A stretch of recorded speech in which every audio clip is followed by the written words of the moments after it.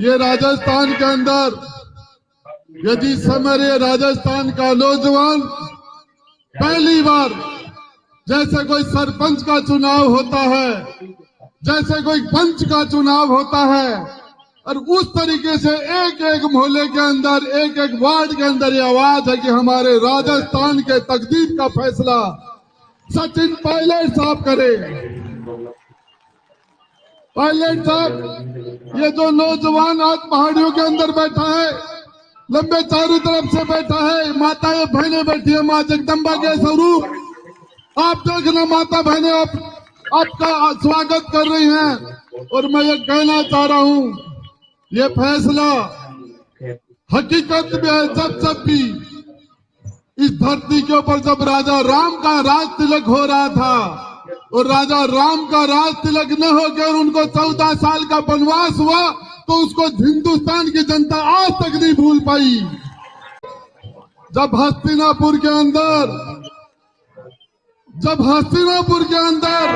द्रौपदी का चीरहरण हुआ, तो हिंदुस्तान के जन जन के अंदर की पांडवों के साथ अन्याय हुआ। यह अन्याय जन जन के अंदर घुस गया। और मैं बताना चाह रहा हूं, इस राजस्थान की धरती पर मेरे नौजवान भाइयों, 100 में से यदि कोई 21 नंबर लाए तो फेल है या पास। अब 200 में 21 लाए तो वो क्या है, वो क्या है? तो 200 में से 21 लाए वो तो सफल, और 21 को जो 100 बनाते वो निकम्मा नकारा। इन आवाजों को,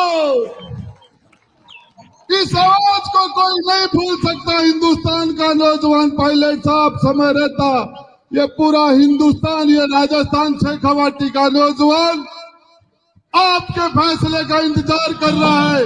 आलमान फैसला करे वो मंजूर है, लेकिन मैं आपको बताना चाह रहा हूं, जिस मतदाता का पहली बार 18 साल का होने के बाद जो मतदान करेगा, जिसका वोटर लिस्ट में नाम नहीं है, वो भी कह रहा कि पायलट साहब मुख्यमंत्री कब बन रहे हैं। ये माता और बहनें भी इंतजार कर रही हैं। इनको किसी चीज से मतलब नहीं। मैं बता रहा हूं आपको, जब सत्ता के गलियारों में किसी के साथ अन्याय होता है, तो ये जनमानस क्रांति के रूप में आके बैठता है। और एक ही चीज बताना चाह रहा हूं आपको, सच बात है कि ये सामने से जो ये हमारा सड़क है, उधर इस सड़क के ऊपर 10,000 नौजवान बैठे हैं। मैंने कहा यार आप चल के सामने बैठ जाओ।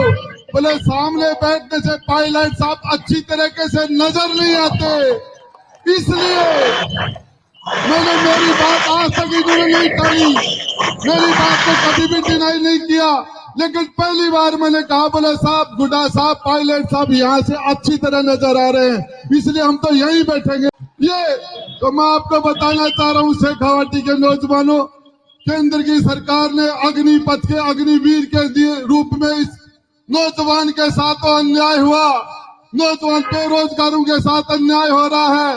पेपर जब आउट होते हैं तो नौजवान निराश हो जाता है, और एक ही उम्मीद करके साथ की हमारे 70% नौजवानों की आवाज कोई व्यक्ति बनेगा, सचिन पायलट साहब आएंगे तो उस टाइम हमारे साथ न्याय होगा। ये बेरोजगार लड़के, ये नौजवान लड़के, ये किसान, चाहे बिजली के लिए किसान परेशान है तो वो आपकी तरफ देख रहा है, अग्निपथ आती है तो आपकी तरफ देखते हैं, और नौजवानों के साथ